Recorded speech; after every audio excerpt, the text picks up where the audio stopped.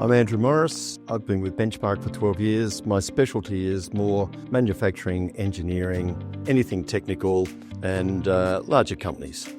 I started my first corporate role when I was 26 and have slowly moved through owning my own companies and working through the corporate environment. I cut my teeth on the small businesses and have graduated into predominantly large businesses. When I come to valuations and working through it, I actually have always used a CPA to support me to get the correct valuation of the businesses. No business sale is straightforward.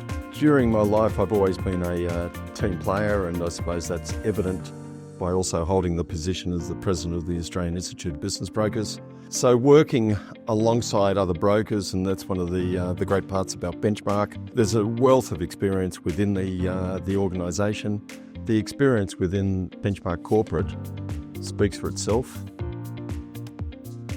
But one of the things that I constantly see is people leave it too late when they're going to sell their businesses.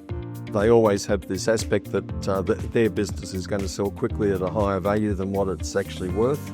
It's a matter of every single one has to be thought out, and that's most probably why Ian and myself have been reasonably successful, because in the larger sales we discuss it, but we both also handle smaller sales.